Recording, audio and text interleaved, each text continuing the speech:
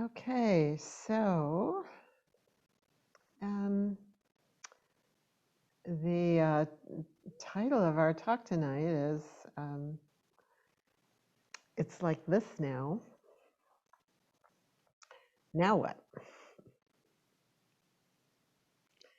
And I was inspired by the really beautiful question that was asked at the end of last week's talk, where someone was noticing that, the teachings are all well and good, but how do they work with this, with this particular stuckness that I'm experiencing in my life?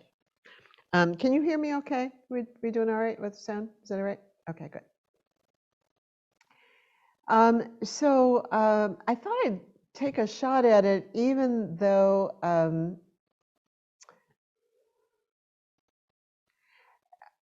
the answer to everyone's question is going to be a little bit different. So it isn't like there's a simple one answer that will sort of cover all the bases. But I'll take a shot at it. And it was really, the question was really a question about tangles, the theme of our retreat. And someone once approached the Buddha with a question about tangles. He said, a tangle within, a tangle without, people are entangled in a tangle. Who can untangle this tangle? And that was the question that was posed to the Buddha. And in response, the Buddha offered just great compassion for human suffering, human tangles, and clear teachings about how to bring skillful and appropriate qualities of heart and mind to the tangles themselves. Have I put it in your box yet? No, I have not. There.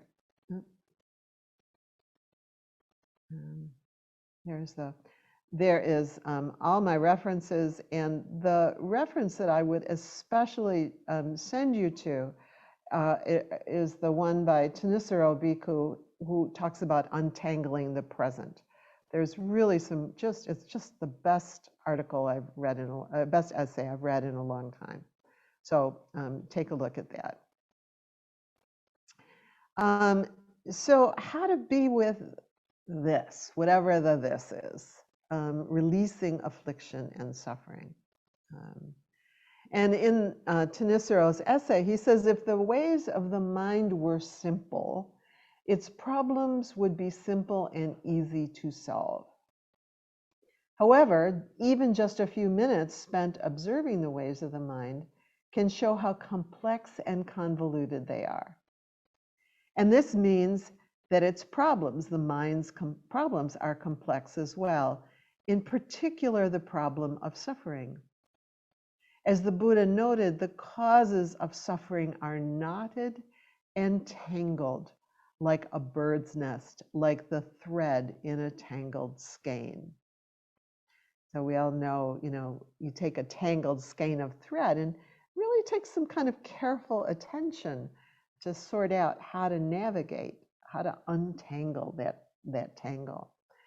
And remember, I've quoted this a number of times recently, the difficulties Westerners face in learning meditation is in their attachment to lofty ideas. So that was U Pandita, who says, the difficulties we face is that we kind of get this concept in our minds, and then we try to kind of force this tangle to untangle the way the concept says it's supposed to untangle.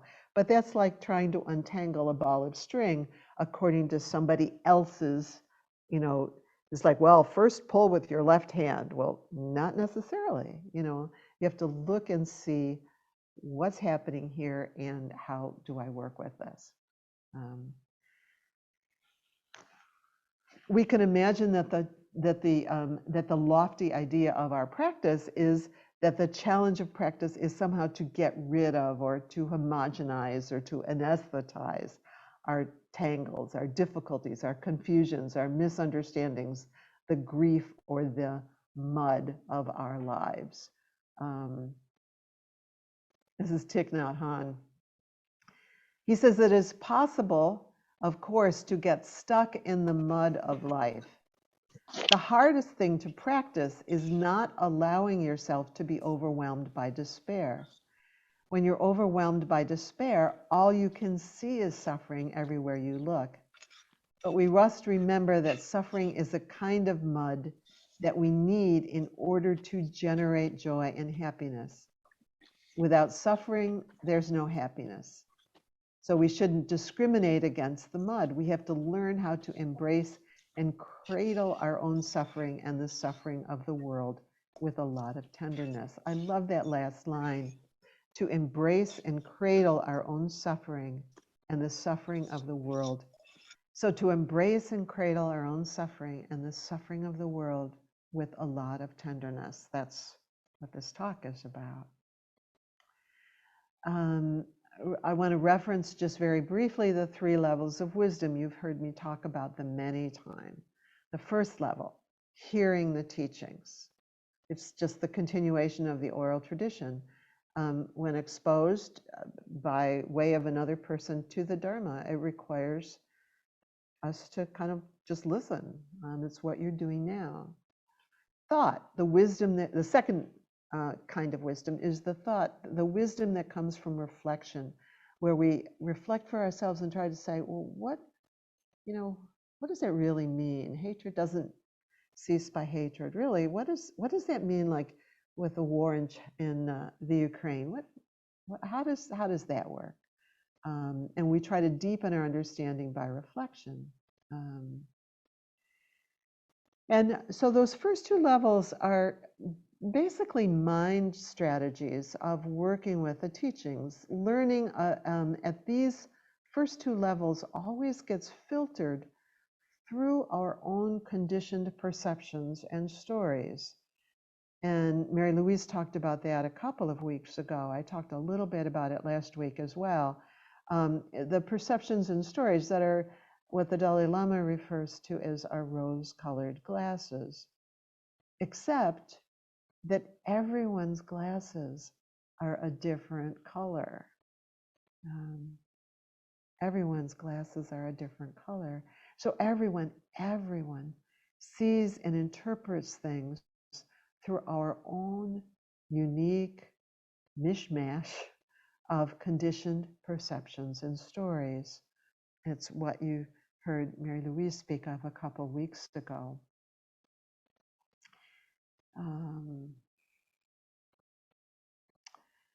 So, and then last week's talk where I spoke a little bit about stories and perceptions and only love is real. That basic goodness, Buddha nature just is. Our own innate brilliance and goodness just is. And the innate brilliance and goodness of all beings just is. Only love is real, Carole King sings. Only love, only open awareness is really real. Yes. Yes. Yes. And yet,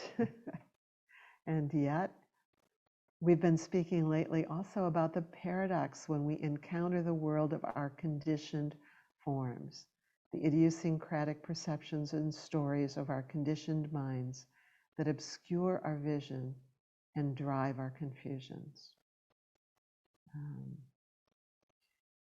The Buddha, among many people, told the story about the blind man and the elephant. In that sense, we're all blind people in our confusion when we think my view is the only one, and furthermore, it's the right one.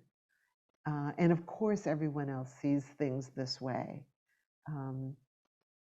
Our struggles with ourselves and with one another arise when we adhere too closely to these single and highly conditioned views.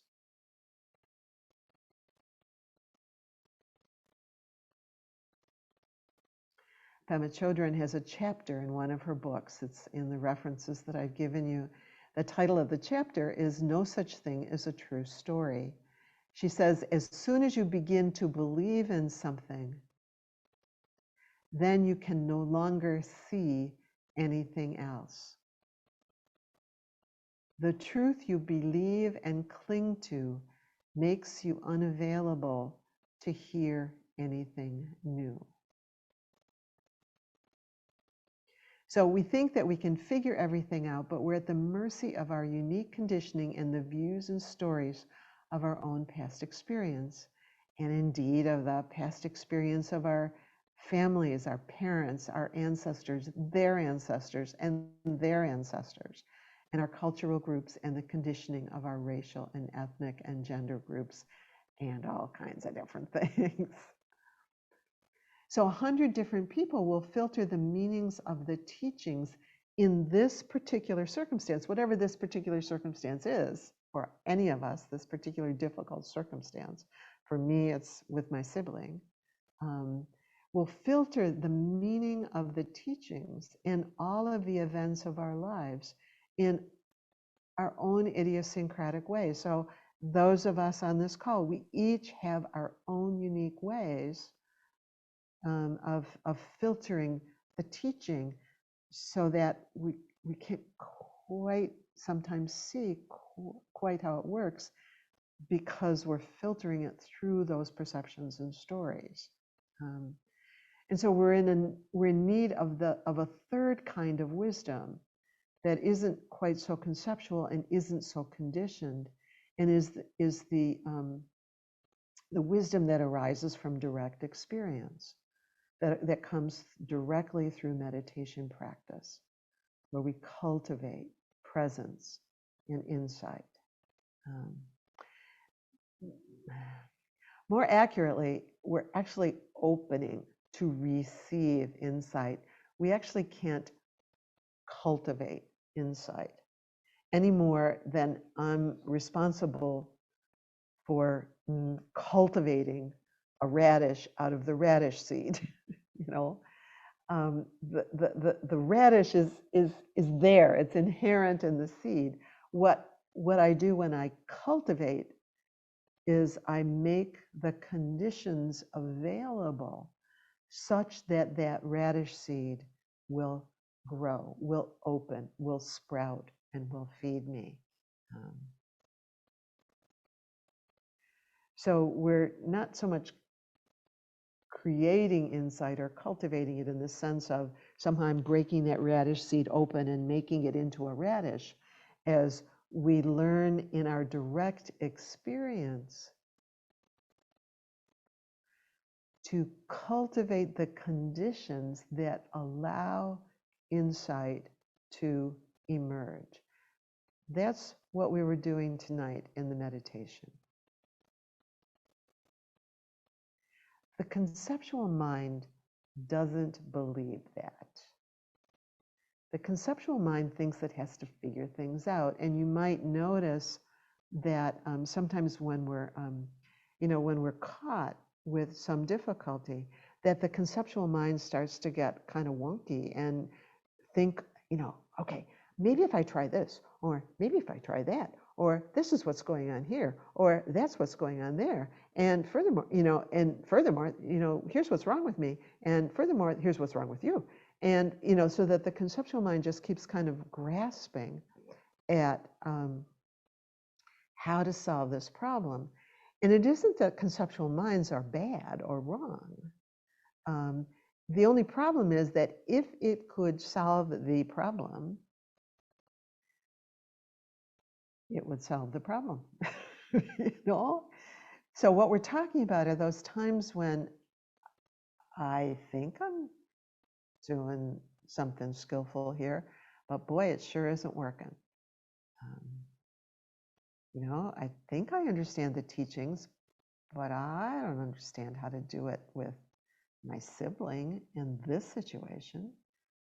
I mean, I tried this and, well, that got us into an argument. That didn't work. I tried that and that doesn't feel satisfactory either. So that we kind of get into these tangles by trying to figure it out, when really what's required is more dropping into direct experience and letting, my metaphor of the radish seed, letting it emerge, creating the conditions for it to emerge, but allowing it to emerge. So our practice, first of all, there simply is dukkha in our human life. All of our non-dual understandings notwithstanding, we get stuck, we get caught in these relationships, we get caught in the world of form. There are tangles, and the forms of those tangles will vary for each of us.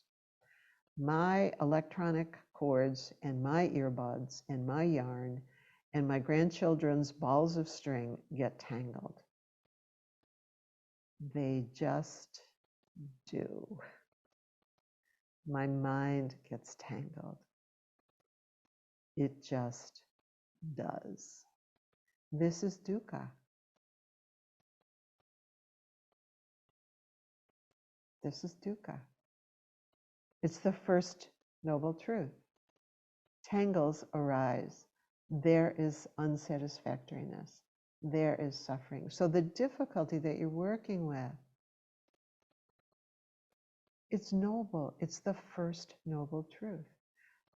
You've heard us say, Philip Moffat likes to say, the Buddha taught 4 noble truths. And we like to think of it as, well, there are 3 noble truths, but that first noble truth is really the first crappy truth. It's not a noble truth, it's a crappy truth. And but actually it's a noble truth, because that's the truth of dukkha, or the truth of unsatisfactoriness, or the truth of tangles.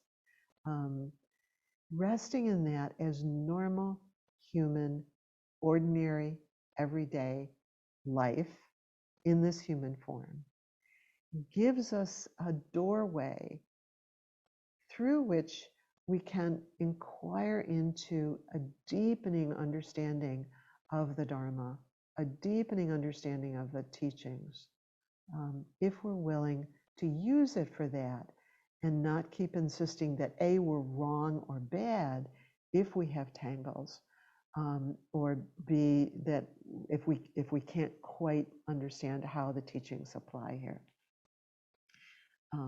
So we're not wrong, it's just mud, what Thich Nhat Hanh refers to as just the mud from which the lotus blooms. So in addition to knowing our direct experience, the emphasis is on letting go of identification with it. That, first of all, letting go of a sense that there's something wrong that's happening, letting go of an identification in the sense of this is who I am. So instead of the sense of maybe confusion is arising, I am a confused person. Anger is arising, takes the form of I am an angry person, or that is an angry person. So we tend to identify it and kind of inhabit it as though it's all there is, and as though it's very personal. It's like my confusion or my anger, when it's not that personal. It's not that personal. So dukkha, knowing dukkha in our direct experience with a kind and accepting presence. You've heard me say, it's like this now.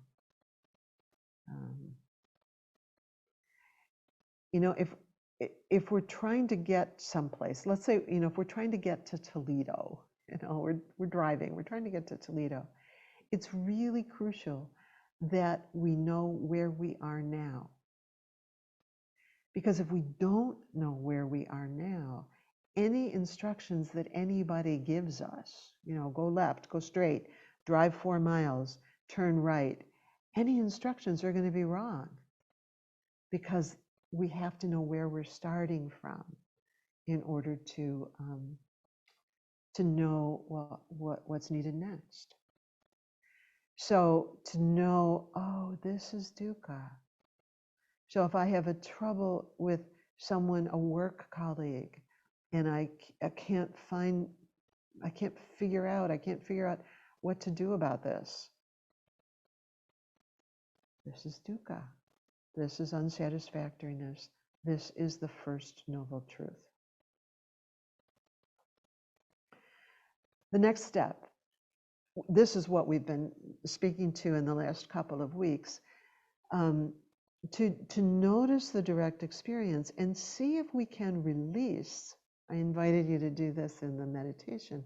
See if we can release our addiction to the stories, the perceptions and stories that the mind wants to tell when it finds itself caught in unsatisfactoriness.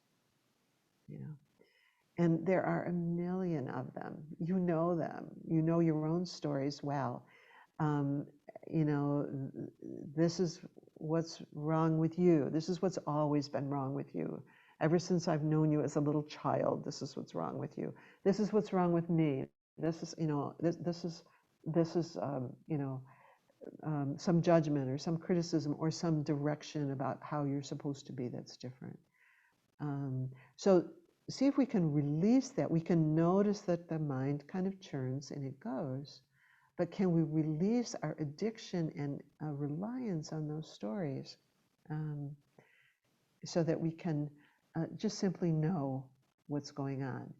Again, the perceptions and stories aren't wrong. They help us navigate through life. It's just that if they're not working to resolve the suffering in the situation, that's not what's going to help. If we knew what to do, we would know what to do.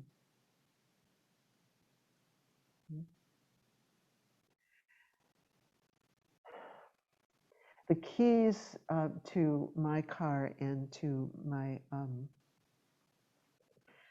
husband's car look very similar. And I have been known to sit in my car trying very diligently to get my husband's keys to work to start my car. There's not anything wrong with either key. It's that if I insist on using a key that isn't mine, you know, it's A, not going to work very well, and B, probably going to lead to even more difficulty. So, so we stop, we pause what we're doing, we look to see what is my own experience. A title that I thought of as a possible title for tonight's talk is this. Sometimes I almost think that I am maybe not so sure of what I absolutely know. Sometimes I almost think I am maybe not so sure of what I absolutely know. Let us put that on our refrigerators. That the invitation is to see if we can let go of stories a little bit. For the next part, I want to share my screen. Let's see if I can do this a little more skillfully than I did the last time. So here's my next point. Sometimes there are tangles out there that we get entangled in, but they're really not our tangles.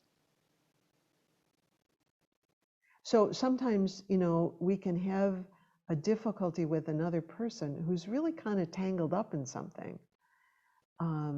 And then we kind of engage with it as though somehow it was ours to engage with, rather than stepping back and saying, you know what? The tangle is there. To some extent, I'm actually relating to the Ukraine somewhat like that. The tangle is there, but maybe getting too close to it isn't mine to do. Here's a picture. I took this in Bali. I was at dinner one night, and as I looked up from my dinner plate, this was across the street, and these were the wires. And I thought, well, that's kind of interesting. It's how does anything useful happen with that? But you know what? It wasn't my tangle to try to deal with. It was just sort of interesting. We could notice tangles out there, or perhaps other people's tangles, or other people who might be doing something that, at least on the surface, appears to be not so skillful. But the challenge then is to kind of step back. Sometimes other people's tangles have a role for us to play in them. You know, it's like other people's stories need a partner. And sometimes we step into other people's tangles by our willingness to play the role that has been offered to us. You know, whatever it is, whether it's the perpetrator or the victim or the, whatever. So one of the ways that we can sometimes navigate tangles is by stepping back and just saying, you know what, this isn't my my struggle to have.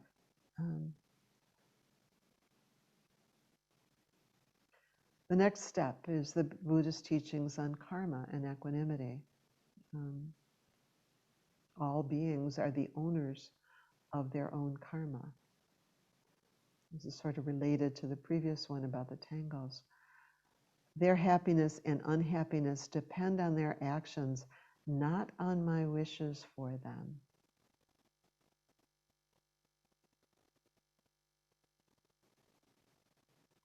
No matter how much I might wish it to be otherwise, things are as they are. Whether I understand it or not, things are unfolding according to ancient and natural law. So there can be sadness.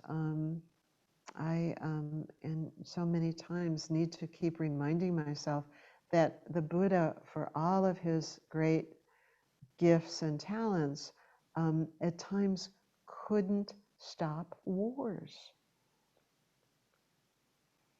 He tried, and he was sad even.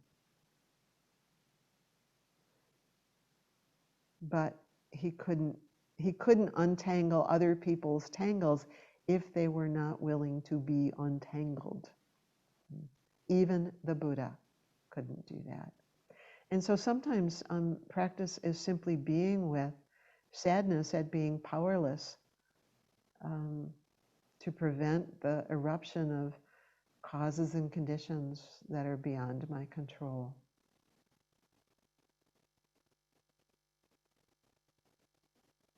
I go back to the quote from Thich Nhat Hanh, to embrace and cradle our own suffering and the suffering of the world with a lot of tenderness.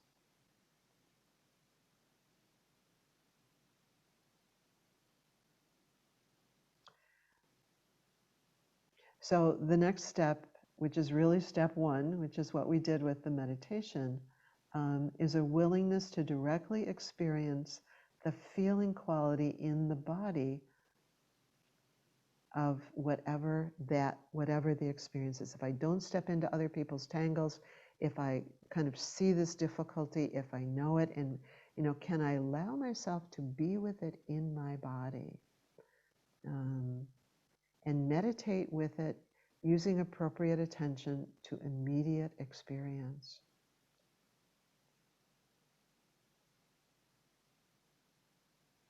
What is the experience of the body? We can hear the storyline, but not jumping too soon to try to fix things, or jumping into extraneous and irrelevant details that lead only to more confusion.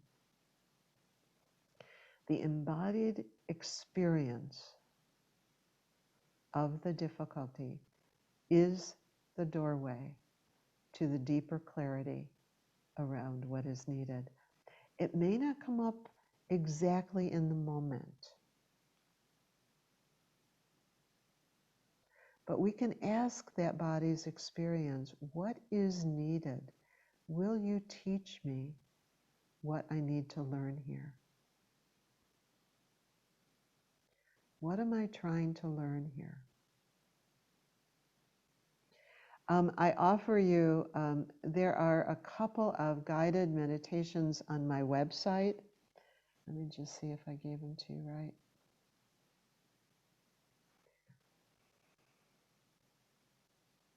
Oh, I think they, oh, yeah, there they are. So there are a couple guided meditations. And I would, particularly if you're up for it, I would recommend the second one, the longer one. If it's if you want a more detailed guided meditation with it.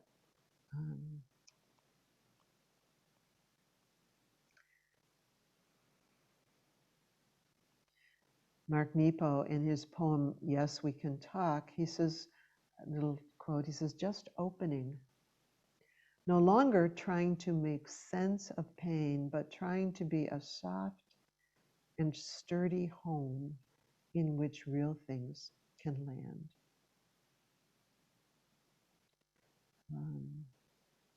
We direct our minds. Wise effort looks to see what's skillful, what leads to affliction for myself and for others. 100 different people will filter the meanings of the teachings and all of the events of our lives in 100 different ways.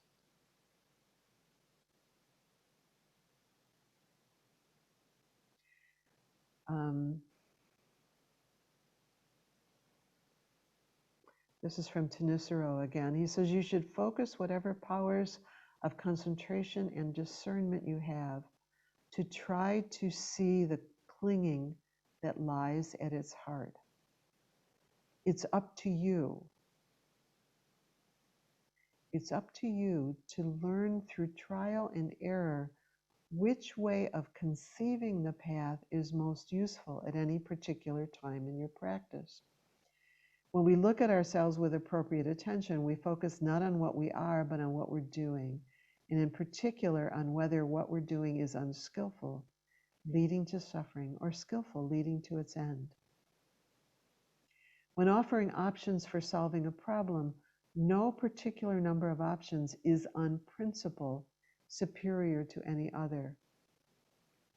What matters is that the options are enough to be adequate for the problem, but not so many as to obscure its solution and become a tangle themselves. In other words, the options are to be judged not against abstract principles, but by what they enable you to do. So a couple final words. One is patience. We cannot practice insight, but we can choose to create the conditions for insight to arise. We'll play with this a little bit more at the retreat.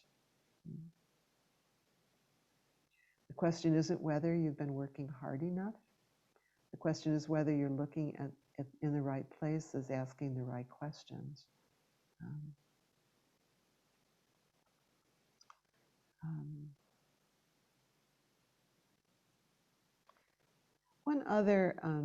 Just one other additional thought, and then I'll close. The Buddha also offers us, he says that really what's needed is, wise practice and also the voice of another. And the reason that the voice of another is important is not because other people are automatically somehow wiser than you are, but because each of us has our own conditioning and our own practice and our own set of perceptions and our own set of stories.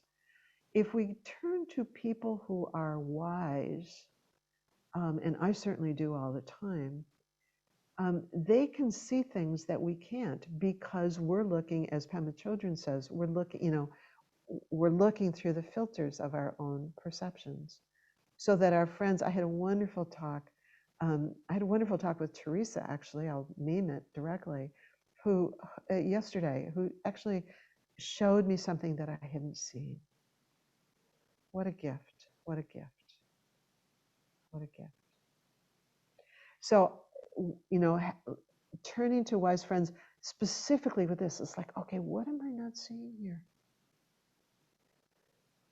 Where am I caught in some perception or story, and I don't even see that I'm caught? So that's that's where wise friends come in. And then one final reference I want to offer to you, and this is from the book Difficult Conversations. Dan, thank you. That is such an awesome book. I am so glad you told me about that book. And there, Douglas Stone says, it's best to keep your goals realistic. Eliminating fear and anxiety and failure and grief are unrealistic goals. Reducing fear and anxiety and learning how to manage that which remains are more obtainable. Learning how to do what you can and releasing the rest. Learning how to inquire into stories that you know for sure are true. And imagining that maybe actually they're not. Achieving perfect results with no risk will not happen. Getting better results in the face of tolerable odds might.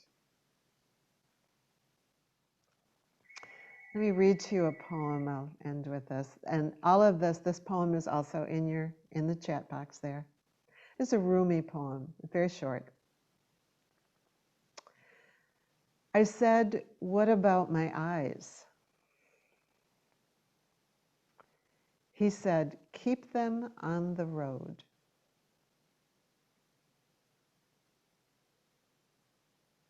I said, what about my passion?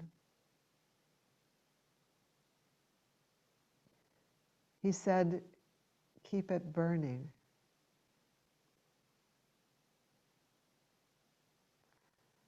I said, what about my heart?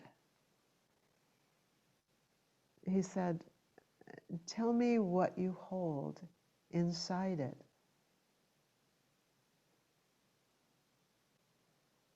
I said, pain and sorrow. He said, stay with it.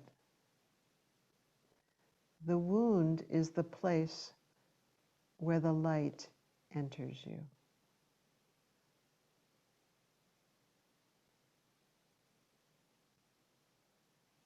May we be blessed.